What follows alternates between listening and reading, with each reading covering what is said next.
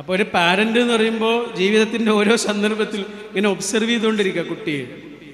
പണ്ടൊക്കെ പറയാ കുട്ടികൾ വളരുന്നത് ശ്രദ്ധിക്കുക എന്ന് പറയുക, അല്ലെങ്കിൽ കുട്ടികളെ ശ്രദ്ധയോടെ വളർത്തുക എന്നൊക്കെ പറയും. ഇന്ന് കുട്ടികളുടെ ഓരോ വളർച്ചയുടെ ഘട്ടങ്ങളും ഒബ്സർവ് ചെയ്യേണ്ട ജോലിയാണ് നമുക്കുള്ള. പണ്ടത്തെ 10 വയസ്സുള്ള കുട്ടിയാണ് ഇന്നത്തെ 4 വയസ്സുള്ള കുട്ടി, അല്ലേ? ഇപ്പോൾ കുറച്ച് മുമ്പ് നമ്മളൊരു സ്ഥലത്ത് താമസിക്കുന്നുണ്ടായിരുന്നേ, കണ്ണൂർ ഒരു സ്ഥലത്ത്. അപ്പോൾ ഒരു ക്വാർട്ടേഴ്സ് പോലെ ഒരു സ്ഥലം, കുറേ ഫാമിലികളുണ്ട് അടുത്തടുത്ത്. അപ്പോൾ നമ്മുടെ കൂടെയുള്ള ഒരാൾ ഉപ്പ ഒരു ക്വാർട്ടേഴ്സിൻ്റെ മുന്നിലൂടെ ഇങ്ങനെ പോകുന്ന സമയത്ത് ആ ക്വാർട്ടേഴ്സിൻ്റെ ജനലിൽ ഒരാളിങ്ങനെ മുട്ടുന്നുണ്ട്. അപ്പോൾ അതിൻ്റെ ഉള്ളിലൊരാളുണ്ട്. അപ്പോൾ ഉപ്പ ഇങ്ങനെ ജനൽ തുറന്നപ്പോൾ ചെറിയ കുട്ടിയാണ്, 3 വയസ്സുള്ളൊരു കുട്ടിയാണ്, നമുക്കറിയണ കുട്ടിയാണ്, ചെറിയ മോനാ, ഒരു തമിഴ് ഫാമിലിയാണ്. അച്ചു എന്നവനെ വിളിക്കുക.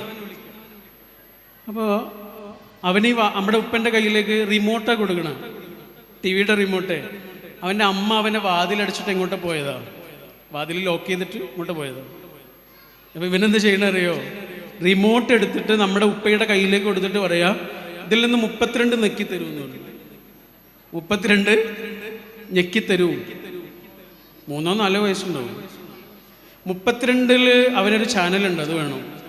ഈ 3 എന്താണ് 2 എന്താണെന്ന് അവൻ അറിയില്ല. മനസ്സിലായോ?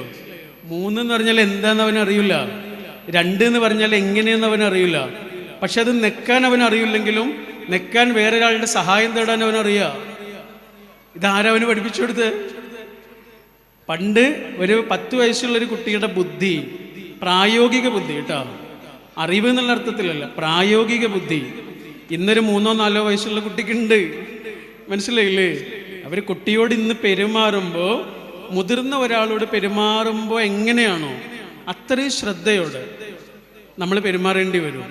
ഞാൻ എൻ്റെ വാക്കുകൾ ചുരുക്കാം. നിങ്ങൾ ഉദ്ദേശിച്ച കാര്യം തന്നെയാണ് ഞാൻ പറയണതെന്ന് എനിക്ക് മനസ്സിലായില്ല. നല്ല ചോദ്യമായിരുന്നു അത്. ഒറ്റ കാര്യം മാത്രം പറയാം. ഒരു കുഞ്ഞിനെ സംബന്ധിച്ചിടത്തോളം ഇപ്പം നമ്മൾ ഈ പാരൻറ്റിങ് ക്ലാസ്സുകളും മറ്റൊക്കെ ഉണ്ടാവുമല്ലോ. പാരൻറ്റിങ് ക്ലാസ്സിലൊക്കെ മിക്കവാറും എന്താ പറയുക, കുട്ടികളോട് എന്താണ് ചെയ്യേണ്ടത് എന്നാണ് പറയുക, അല്ലേ? കുട്ടികളോട് എങ്ങനെയാണ് നിൽക്കേണ്ടത്, എന്താണ് ചെയ്തു കൊടുക്കേണ്ടത് എന്നാണ് പറയുക. അതൊക്കെ ആ ക്ലാസ് കേട്ടാൽ അറിയാം കേട്ടോ. ഞാനൊരു കാര്യം പറയാം, എന്താണ് കുട്ടികളോട് ചെയ്യാൻ പാടില്ലാത്തതെന്ന് പറയാം.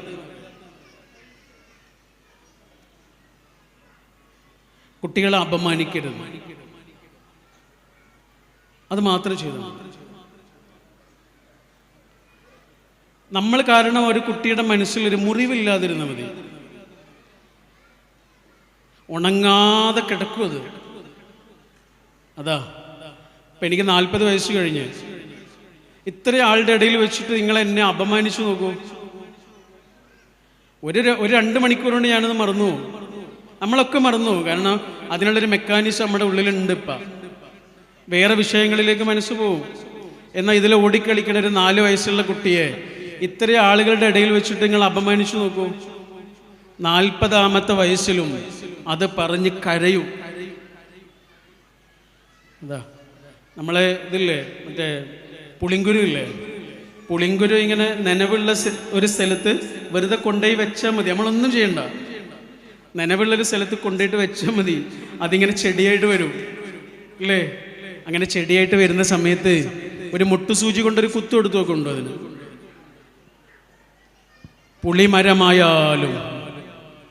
പുളിമരമായാലും ആ കുത്ത് അങ്ങനെ കിടക്കും. എന്നാൽ പുളിമരമായതിനു ശേഷം മുട്ടുസൂചി കൊണ്ട് കുത്തി നോക്കൂ, ഒന്നും പറ്റൂല. മഴ കൊണ്ട് വെട്ടി നോക്കൂ, നമ്മളും മഴവും തെറിച്ചു പോവും.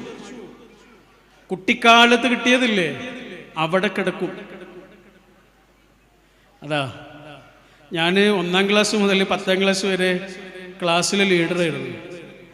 സ്കൂളിൽ നമ്മളിങ്ങനെ 4ാം ക്ലാസ് വരെ ഒരു സ്കൂള്, 7ാം ക്ലാസ് വരെ വേറൊരു സ്കൂള്, ഹൈസ്കൂള് വേറെ, അങ്ങനെ 3 സ്കൂളിലായിട്ടാണ് പഠിച്ചു. 7ാം ക്ലാസ്സിൽ അവസാനത്തെ ദിവസം പിന്നെ ഇപ്പോഴും പറയുമ്പോൾ എനിക്കിങ്ങനെ വിഷമമാകും.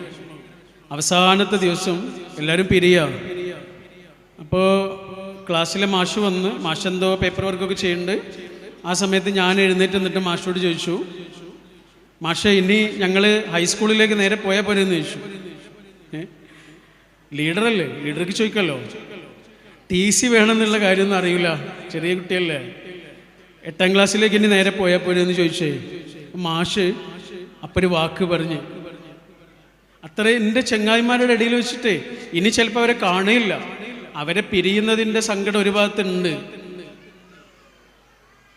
അന്ന് മാഷ് എന്നോട് പറഞ്ഞൊരു വാക്ക്, ഞാൻ ആ വാക്ക് പറയണില്ല, വാക്ക് പറഞ്ഞാൽ എനിക്കിപ്പോഴും വിഷമവും. അന്ന് എന്നോട് മാഷ് പറഞ്ഞൊരു വാക്കില്ലേ, ആ വാക്ക് എൻ്റെ മനസ്സിൽ നിന്ന് പോകണില്ല എപ്പോഴും. അന്നൊക്കെ നല്ല നല്ല കുറേ മൊമെൻറ്റ്സ് ഉണ്ടായിട്ടുണ്ട്, ഒക്കെ മറന്നുപോയി. ആ വാക്ക് അങ്ങനെ കിടക്കുന്നുണ്ട് ഇപ്പോഴും. ഇപ്പം നമ്മളെ പഠിപ്പിച്ച ആൾക്കാരെ കാണുമ്പോൾ നമുക്ക് ഭയങ്കര സ്നേഹം വരില്ലേ, ആ മാഷെ കാണുമ്പോൾ എനിക്ക് വരില്ല. ഞാൻ ഒരുപാട് ശ്രമിച്ചു നോക്കി അതൊന്ന് ശരിയാവാൻ വേണ്ടി. പുളിഞ്ചെടിയിൽ കിട്ടിയ കുത്താണ്, പറഞ്ഞിട്ട് കാര്യമില്ല. പുളിഞ്ചെടിയിൽ കിട്ടിയ കുത്താണ്, പുളിമരമായാലും അതങ്ങനെ കിടക്കാണ്. ഒരു കുട്ടി നമ്മൾ കാണുന്ന കുട്ടിയാവാം, പള്ളിയിലോ ക്ഷേത്രത്തിലോ ഒക്കെ നമ്മൾ കാണുന്ന കുട്ടിയാവാം, അങ്ങാടി കാണുന്ന കുട്ടിയാവാം, അയൽപ്പക്കത്തെ കുട്ടിയാവാം, സ്കൂളിലെ കുട്ടിയാവാം, നമ്മൾ ഓട്ടോറിക്ഷയിൽ കൊണ്ടുവന്ന കുട്ടിയാവാം. നമ്മുടെ വാക്കിൻ്റെ മുറിവ് ആ കുട്ടിയുടെ ഉള്ളിൽ ഉണ്ടാവാതിരുന്നാൽ അതാണ് നമുക്ക് ആ കുട്ടിയോട് ചെയ്യാവുന്ന ഏറ്റവും വലിയ കാര്യം. ദുൽഖർ സൽമാൻ അദ്ദേഹത്തിൻ്റെ വാപ്പയെക്കുറിച്ച് പറഞ്ഞൊരു വാക്കുണ്ട്. ദുൽഖർ സൽമാൻ്റെ വാപ്പ ആരാണെന്ന് ഇവിടെ ആരോടും പറയണ്ടല്ലോ. അദ്ദേഹം കഴിഞ്ഞ 50 വർഷമായിട്ട് ചെയ്തുകൊണ്ടിരിക്കുന്ന ജോലി എന്താണ് എന്നും നമുക്കറിയാലോ. എത്ര അപകടം പിടിച്ച ജോലിയാണ്. വഴുക്കുന്ന വയൽ വരമ്പ് പോലെ ഒരു ജോലിയാണ്. ഏത് ദിവസവും ഏത് നിമിഷവും പാളിപ്പോവും. അത്രയും അപകടം പിടിച്ച് ജോലി ചെയ്യുന്ന മനുഷ്യനാണ്. അദ്ദേഹത്തിൻ്റെ മകൻ എന്താ പറഞ്ഞറിയോ വാപ്പയെക്കുറിച്ച് പറയാ, എൻ്റെ വാപ്പ എന്നോട് ചെയ്ത ഏറ്റവും വലിയ കാര്യം, വാപ്പ കാരണം എനിക്ക് ഒരാളുടെ മുന്നിലും തലകുനിക്കേണ്ടി വന്നിട്ടില്ല.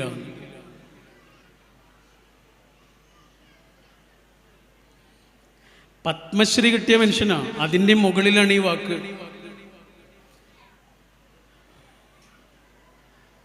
മമ്മൂട്ടി എന്ന് പറയുമ്പോൾ നമ്മുടെ മനസ്സിൽ കഥാപാത്രങ്ങളാണ് വരിക അല്ലേ. ദുൽഖർ സൽമാൻ്റെ മനസ്സിൽ ആരാ വരിക? വാപ്പ. ആ വാപ്പയെക്കുറിച്ചൊരു മകനെ പറയണ, ഒരാളെ മുന്നിൽ എനിക്ക് തലകുനിക്കേണ്ടി വന്നിട്ടില്ല, എനിക്കൊരു അപമാനം എൻ്റെ വാപ്പ കാരണം ഉണ്ടായിട്ടില്ല. സത്യമതാ.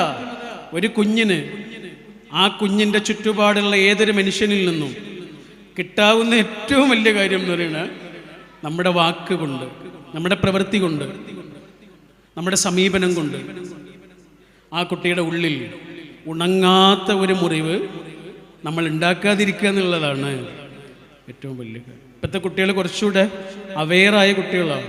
നേരത്തെ പറഞ്ഞ പോലെ ചെറുപ്പത്തിലെ ഇൻഡിവിജ്വലാണ്. നമുക്കൊരു 16-17 വയസ്സൊക്കെ ആകുമ്പോഴാണ് ഒരു വ്യക്തിത്വം വരുന്നത്. ഇപ്പോഴത്തെ കുട്ടികൾക്ക് കുറച്ചുകൂടെ നേരത്തെ വരുന്നുണ്ട്. എല്ലാ അർത്ഥത്തിലും അവർ കുറച്ചുകൂടെ ഇൻഡിവിജ്വലായ ഒരാളാണ്. അതുകൊണ്ടാണ് അതിന് പല കാരണങ്ങളുണ്ടാവുക. iPhone 7 പോലെ അല്ലല്ലോ iPhone 16 Pro അല്ലെങ്കിൽ iPhone 17. iPhone 7 പോലെ അല്ല iPhone 17. കാലത്തിനനുസരിച്ച് അതിൽ മാറ്റം വരുന്നുണ്ട്. കാലത്തിനനുസരിച്ച് പിറക്കുന്ന മനുഷ്യരുടെ തലച്ചോറിലും മാറ്റങ്ങൾ വരുന്നുണ്ട്. അവരുടെ പ്രായോഗിക പരിശീലനങ്ങളിലും മാറ്റങ്ങൾ വരുന്നുണ്ട്. അതിനനുസരിച്ച് നമ്മൾ മാറിയാലേ ഈ മനുഷ്യന്മാരെ നമുക്ക് ശരിയായ രീതിയിൽ പരിശീലിപ്പിക്കാൻ പറ്റുള്ളൂ. അപ്പം നമ്മൾ വളർത്തുന്നത് കുട്ടികളെയാണ്. സത്യത്തിലൊരു കുട്ടികളാണോ? കുട്ടികൾ ഇപ്പോഴാ, കുറച്ചു കാലം കഴിഞ്ഞ കുട്ടികളല്ല.